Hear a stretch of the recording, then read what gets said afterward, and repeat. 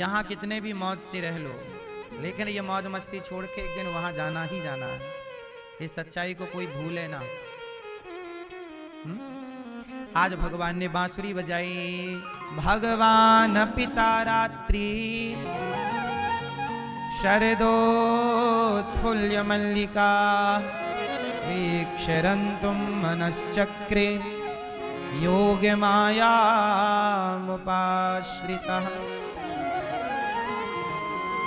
आज यमुना के तट पर बांसुरी बजाई। आज भगवान रास रचाना चाहते हैं, सारी गोपियों को बुला रहे हैं। आओ राधा, ललिता, विशाखा, चंपकलता, तुंग देवी, आओ सब आओ। सारी सखियों को भगवान ने बुलाया। आओ आओ आओ, भगवान बुला रहे हैं, आओ आओ। किसे? राधा, ललिता। गोपियां काम छोड़ छोड़ के गाय धो रही थी। एक दोहंत्यो भी यो काश्चित दोहम हित्वा समुत्सुका। सब काम धाम छोड़ छोड़ के गोपियां दौड़ पड़ी। कृष्ण ने पुकारा, सारा काम छोड़ के चल पड़ी। अब भगवान सब गोपियों को बुला रहे हैं, गोपियां आ रही हैं। एक सखी आंखों में काजल लगा रही थी कि बांसुरी सुनाई पड़ी, आंखों का काजल छोड़ा और दौड़ पड़ी कृष्ण से मिलने के लिए। एक बच्चे को दूध पिला रही थी कि बच्चे का पेट भरा नहीं, बांसुरी सुनाई पड़ी, बच्चे को वहीं छोड़ा, दौड़ पड़ी श्री कृष्ण से मिलने के लिए। बोलो हाँ कि ना? दौड़ पड़ी भगवान से मिलने के लिए। चल रही हैं कृष्ण से मिलने के लिए। भगवान से मिलने के लिए सब कुछ छोड़ दिया सखियों ने। अच्छा ये बताओ, जीवन में किसका महत्व ज्यादा है, काम का कि राम का? किसका महत्व ज्यादा है? काम बड़ा कौन है, काम कि राम? कौन बड़ा? कौन?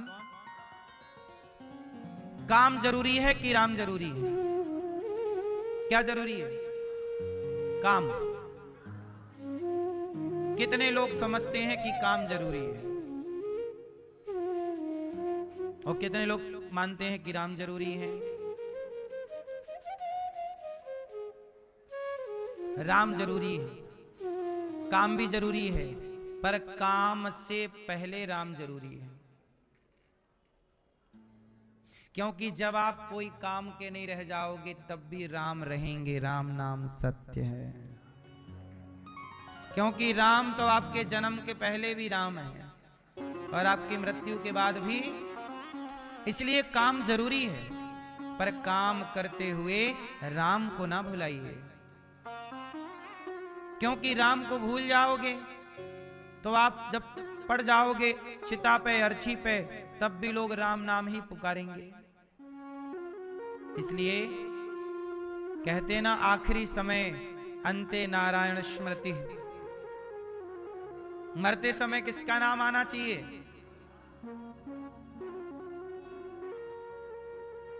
किसको? जो राम को भूल जाएंगे ना, उनका पतन होना निश्चित है। पहले भारत में देखो, कांग्रेस की ही सरकार हुआ करती थी। क्यों? क्योंकि कांग्रेस का जन्म जहां से हुआ उसके मूल हैं गांधी जी। और गांधी जी ने मरते समय क्या बोला? हे राम। क्या बोला? क्या बोला? लेकिन गांधी जी के इस हे राम पर कांग्रेस चल ही नहीं पाई बेचारी। यदि हे राम पर चल पड़ती तो कांग्रेस का कोई कुछ ना बिगाड़ पाता। लेकिन आज कांग्रेस का अस्तित्व यदि खतरे में चला गया तो क्यों? जो राम को भूल गए, जनता उन्हें भूल गई। जो राम को याद रखेंगे, जनता उनको याद रखेगी। कहते ना, जो राम का नहीं वो किसी। इसलिए हमने तो अस्तित्व मिटते देखा।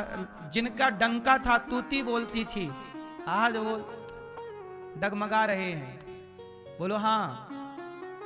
इसलिए कहता हूं मेरी मां, आगे बढ़ो, पर राम को भुलाकर नहीं, राम को याद रख के भी तो आगे बढ़ा जा सकता है, हाँ या ना? राम को भुलाने की जरूरत क्या थी?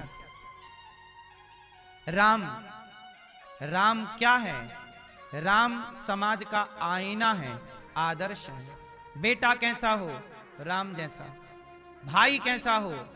राम कैसा भाई कि भाई के लिए अयोध्या का सिंहासन छोड़ के जंगल चला गया। ऐसा भाई कौन नहीं चाहेगा कि मेरा भाई ऐसा हो। ये राम है। ऐसा बेटा कौन नहीं चाहेगा कि मर्यादा पुरुषोत्तम है। मां ने कह दिया, सौतेली मां ने, सगी मां ने नहीं, सौतेली मां ने कह दिया वनवास जाओ, जी मां, वाह, ऐसा आज्ञाकारी बेटा कौन नहीं चाहेगा। आज तुम्हारा बेटा आज्ञाकारी नहीं है, क्यों? क्योंकि राम को मानता नहीं है। जो राम को नहीं मानेगा उसका अपना अस्तित्व खतरे में पहुंच जाएगा। ये बात किसी पार्टी के लिए नहीं है।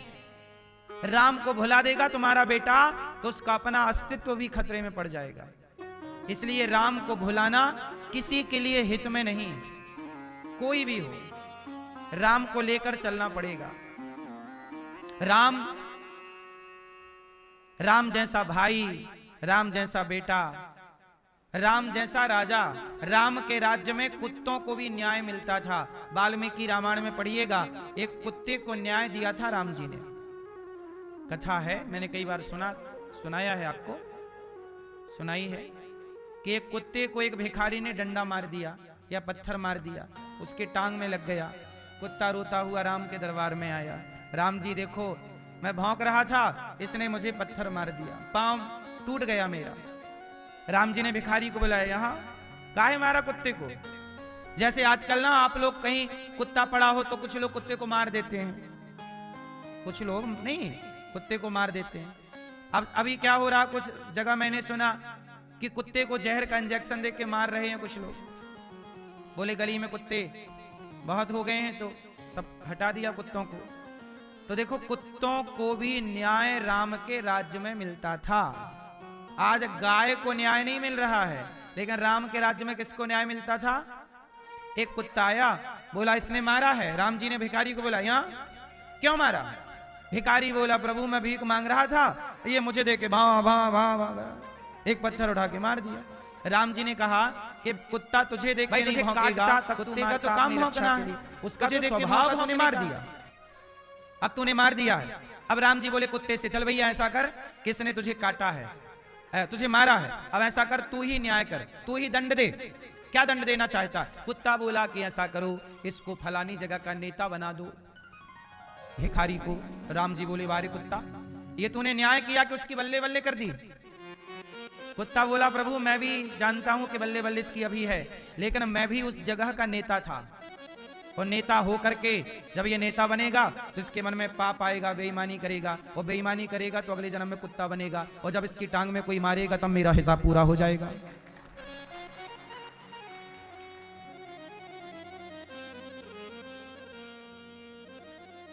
तो राम के राज्य में किसको न्याय मिला? कुत्ते को। इसलिए राम जैसा बेटा, राम जैसा भाई, राम जैसा राजा, राम जैसा पति। हम मैया लोग कहती हैं नहीं पति राम जैसा नहीं। क्यों, राम जैसा पति चाहिए कि नहीं? नहीं, रावण जैसा चाहिए। पति कैसा चाहिए, राम जैसा या फिर विकल्प आप दो, किसके जैसा चाहिए बता?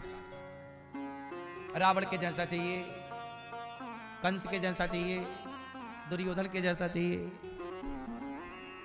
कैसा पति चाहिए? पति, अब कुछ माताएं बोलती हैं राम जी ने तो पत्नी को वनवास भेज दिया, काहे कि राम जी अच्छे पति नहीं। आप पूरा नहीं समझते। राम जी ने माता सीता को वनवास नहीं भेजा। राम जी इतने अच्छे पति हैं कि अपनी पत्नी के लिए लंका के रावण राजा से लड़ गए। राम जी सीता मैया के लिए किससे लड़ गए? लंका के पावरफुल राजा से। लोग कहते हैं प्यार की निशानी ताजमहल है। अरे प्यार की निशानी ताजमहल नहीं, राम सेतु है जो राम जी ने बनवाया था लंका तक। राम सेतु बिना खंबे का, ये प्रेम की निशानी है। बोलो हाँ। इसलिए राम जैसे पति, सीता मैया रावण के यहां रही और राम जी ने स्वीकार कर लिया। आप किसी के घर रह लेती ना मां इतनी दिन, तो आपके पति भी आपको ऐसे स्वीकार ना करते जैसे सहजता से राम ने स्वीकार किया। अब आप कहो तो राम ने स्वीकार किया तो निकाल क्यों दिया? तो राम जी ने थोड़ी निकाला। राम जी निकालते तो उसी दिन निकाल देते जिस दिन सीता जी आई थी। क्यों? आप लंका से आई तो ना कह देते कि नहीं हम तुम्हें नहीं रखेंगे, तुम अपवित्र हो गई हो, रावण के यहां रह के आई हो। लेकिन राम जी ने तो ऐसा नहीं कहा, सीता जी को स्वीकार किया और सीता जी गर्भवती हो गई। जब स्वीकार किया तभी ना गर्भवती हुई।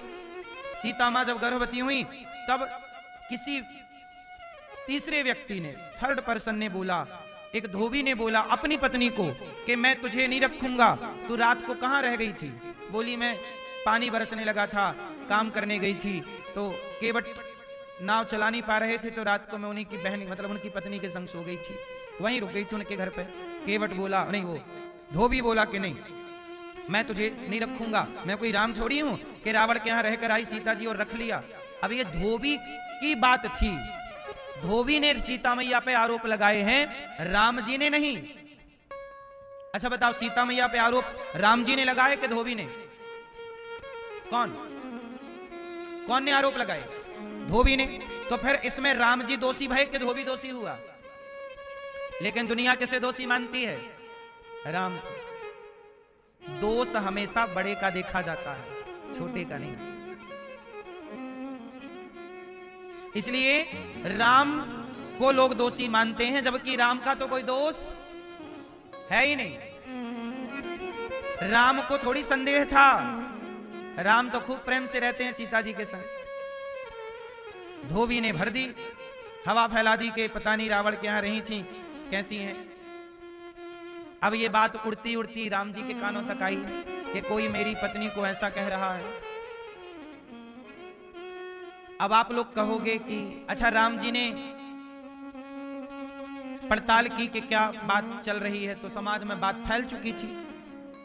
अच्छा आप लोग बताओ कि जब धोबी के द्वारा समाज में यह बात चली गई कि रावण के यहां सीता जी रही हैं, पता नहीं कैसी हैं, पवित्र हैं कि अपवित्र हैं, अब आप लोग मुझे बताओ कि इस परिस्थिति में राम को क्या करना चाहिए? क्या करना चाहिए? राम सीता मां को अपने पास रखे रहते तो समाज लांछन लगाती रहती। बोलो हाँ। समाज रोज बोलती, अरे देखो जरा सीता जी ऐसी हैं, देखो जरा। और आप एक ही बात रोज अपने चरित्र के बारे में सुने तो क्या आप सुन पाओगे? क्या आपके पति सुन पाएंगे? आप पवित्र हो, आपके पति को पता है कि आप पवित्र हो, लेकिन समाज बोल रही है, तो समाज के लिए क्या निर्णय होना चाहिए? अच्छा राम जी केवल पति होते तो राम जी कभी सीता मां को वनवास ना देते, भाई मैं पति हूं, तुम्हें जो बोलना है मुझे या मेरी पत्नी के लिए बोलते रहो। लेकिन राम जी केवल पति नहीं थे, राम जी अयोध्या के राजा हैं और राजा का धर्म था कि वो प्रजा की बात सुने। राजा का धर्म क्या है? कि वो प्रजा की बात सुने और प्रजा की बात सुने। देख लो जरा, राम ऐसे राजा हैं कि पत्नी को कोई कुछ कह रहा है तो राम जी उसकी भी बात सुन रहे हैं, और हम लोग गौ माता के लिए कह रहे हैं तो सरकारें जनता की बात नहीं सुन रही। ये अंतर है राम राज्य में और आज के राज्य में। तो राम जी ने सुन ली बात। क्या चाहते हो? लोग बोले कि ये तो देखो रावण के यहां रही हैं, ऐसा करें कि सीता जी अग्नि परीक्षा देके प्रूफ करें कि पवित्र है। अब सारी जनता क्या बोल रही है कि सीता मां क्या दें? अग्नि परीक्षा लो। अब राम जी ने कहा सीता जी से कि सीता जी ऐसा है कि आप अग्नि परीक्षा दे दो। ये जनता है बोल रही है, दे दो। सीता जी बोली कि चलो आज मैं इनके सामने अग्नि परीक्षा दे दूंगी, कल दूसरे लोग आएंगे वो कहेंगे पता नहीं शुद्ध है कि अशुद्ध है, क्योंकि उस जमाने में वीडियो तो थी नहीं कि एक बार बना ली सबको दिखा दी। भाई आज यहाँ इतने 1000 लोग हैं, 10,000 लोग हैं, तो 10,000 के सामने देंगी तो 10,000 लोग ही देखेंगे, लेकिन जो बाकी के लोग हैं वो कहेंगे अरे हमने थोड़ी देखी है। तो सबको फिर देती रहे परीक्षा। सीता मैया बोली कि प्रभु ऐसा है कि जहां भरोसा ना हो वहां रहना नहीं चाहिए, जहां भरोसा ना हो वहां रहना।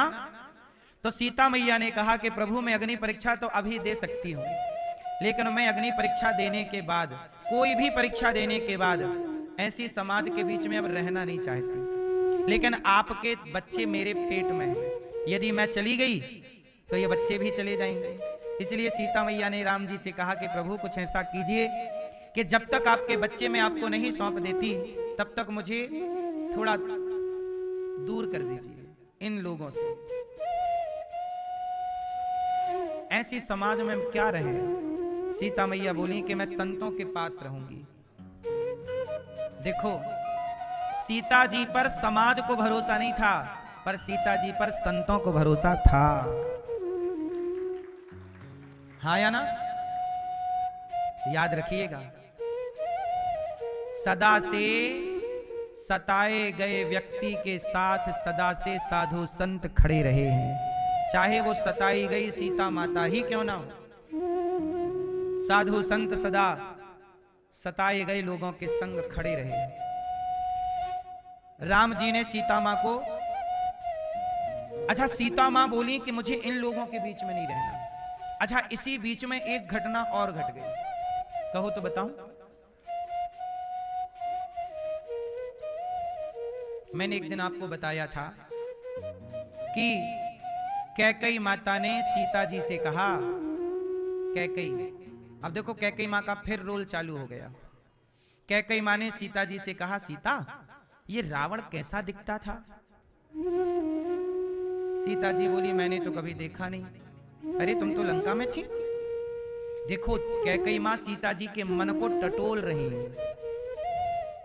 कैकई मां सीता मैया के मन को टटोल रही है, देख रही है कि इनके मन में क्या है।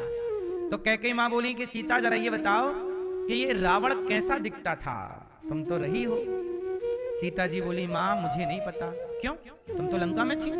मां मैं थी जरूर, पर मैं रावण की ओर आज तक कभी नजर उठा के मैंने देखा नहीं। क्योंकि रावण से जब सीता मैया बात किया करती थी ना, तो एक तिनका रख लेती थी।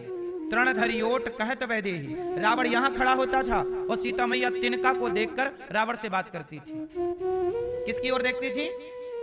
तिनके की ओर देखती थी। लेकिन रावण की ओर, ये भारत की नारी है, तिनका को देख लेगी पर पुरुष को नहीं देखेगी। ये भारत की नारी का परिचय है। सीता मैया तिनके को देख करके और रावण से, तो सीता मैया बोली मैंने रावण को नहीं देखा। तो कैकेयी मैया बोली अच्छा कुछ तो देखा होगा। तो सीता मैया बोली हाँ, जब रावण मेरा अपहरण करके ले जा रहा था, उसने जब मेरा हाथ पकड़ के मुझे अपने विमान में बिठाया, तब मेरी नजरें झुकी थीं और मैंने उस समय रावण के पांव के अंगूठे को देखा था। मैंने रावण के पांव के क्या देखा था? अंगूठा, अंगूठे को देखा था। तो पांव का अंगूठा मैंने देखा है। अब तो कैकेयी मां बोली ऐसा करो, जरा इस दीवार में जरा वो अंगूठा बनाओ, कैसा था रावण के पांव का अंगूठा। तो कलम उठाई माता सीता ने और रावण के पांव का अंगूठा बना दिया, पेंटिंग कर दी, ड्राइंग तैयार कर दी। अब अंगूठा बन गया। अब सीता मैया को कोई काम आया तो सीता मैया अपने कमरे से चली गई और कैकेयी मां ने षड्यंत्र रचा। कैकेयी मां ने ऐसा किया कि अंगूठे के ऊपर पांव बना दिया, पांव के ऊपर पूरा पांव टांग बना दी और ऊपर पूरा रावण बना दिया, उसका मुंह बना दिया, उसका पेट बना दिया, पूरा पूरा रावण बना दिया। कैकेयी मां ने सुन रखा था कि रावण ऐसा है। अब आए कमरे में राम जी। अब देखना षड्यंत्र। राम जी आए तो राम जी ने देखा, तो राम जी तो जानते थे रावण को, राम जी ने तो देखा था रावण को, तो राम जी तो चित्र देख के पहचान गए। अच्छा कमरे में कैकेयी मैया थी, तो राम जी ने प्रणाम किया, माता जी प्रणाम। और राम जी ने चित्र पे दीवार पे चित्र देखा रावण का, तो राम जी बोले मां ये किसका चित्र है? तो कैकेयी मैया मुस्कुरा के बोली राम ये रावण का चित्र है, तुम तो जानते हो। हाँ मां मैं जानता हूं, पर ये सीता जी के कमरे में क्या कर रहा है? रावण का चित्र। कैकेयी मैया बोली कि सीता के कमरे में क्या कर रहा तुम समझो राम। इतने दिन सीता रही हैं रावण के यहाँ, लगता है रावण की याद उनके भीतर है, तो उन्होंने अपने कमरे में चित्र बना रखा है रावण का। देखो कैकेयी माँ का छल। कैकेयी माँ आग लगा के चली गई। अब सीता मैया आई कमरे में, तो सीता मैया आई तो देखी तो चित्र बना पूरा। अच्छा बनाया किसने? कैकेयी माँ ने। तो सीता मैया ने देखा कि चित्र बना।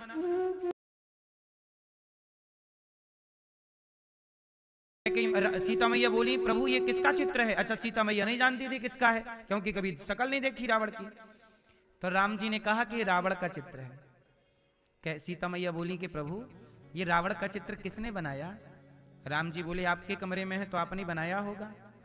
सीता मैया ने कहा प्रभु मैंने तो केवल पांव का अंगूठा बनाया, वो भी कैकेयी मैया ने मेरे से पूछा कैसा दिखता है रावण, तो मैंने बताया कि मैंने तो कभी देखा नहीं, मैंने अंगूठा देखा तो उन्होंने जिज्ञासा की कि बहू जरा बना के दिखाओ, तो मैंने बना दिया। इसके ऊपर पूरा उन्होंने चित्र बना दिया। इसका मतलब कैकेयी माँ ये चाहती थी कि राम और सीता के बीच में फूट पड़ जाए, और फूट पड़ेगी तो राम सीता के प्रेम में व्याकुल विह्वल हो जाएंगे, पागलों जैसे हो जाएंगे, फिर मेरे भरत के अयोध्या का राजा बनने का रास्ता। कैकेयी मां अभी भी भरत को राजा बनाना चाहती। राम जी समझ गए कि कैकेयी मां का यह षड्यंत्र है। कैकेयी मां सीता को मेरे से दूर करना चाहती है। तो जब धोबी ने, अच्छा उसी समय धोबी का प्रसंग आ गया, धोबी ने कहा कि सीता मां पता नहीं शुद्ध है क्या शुद्ध है, तो उसी समय राम जी ने सीता जी से कहा सीता अब आप बताओ क्या करें। सीता मैया बोली मैं परीक्षा तो दे सकती हूँ लेकिन फिर मुझे ऐसे समाज में रहना नहीं है, इसलिए प्रभु मैं चाहती हूँ कि जो मेरे बच्चे हैं पेट में वो इस अयोध्या में जन्म ना लें। क्यों? क्योंकि यहाँ कैकेयी मां है।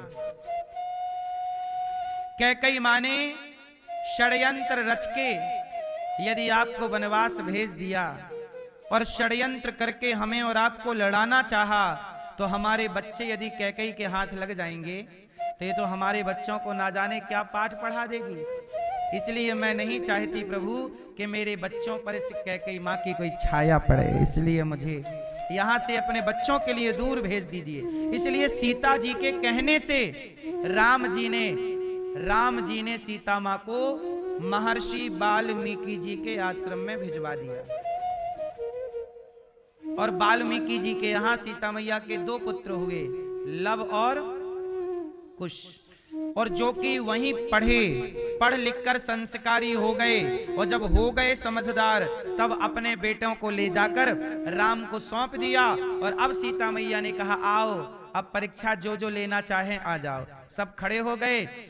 तो अब पृथ्वी माँ से निवेदन कर रही है सीता माँ, हे पृथ्वी माँ, सीता मैया बोली हे पृथ्वी माँ यदि मैं पवित्र हूँ, रावण मुझे ले गया था लेकिन रावण के बारे में मैंने स्वप्न में भी ना सोचा हो, मैंने राम के सिवा किसी और पुरुष का स्वप्न में भी चिंतन ना किया हो। यदि मैं गंगा की तरफ पवित्र हूँ, यदि मैं अग्नि की तरफ पवित्र हूँ, तो हे पृथ्वी माँ मुझे अपनी गोद में स्थान दे दो मेरी माँ, अब इन लोगों के बीच में मुझे नहीं रहना है।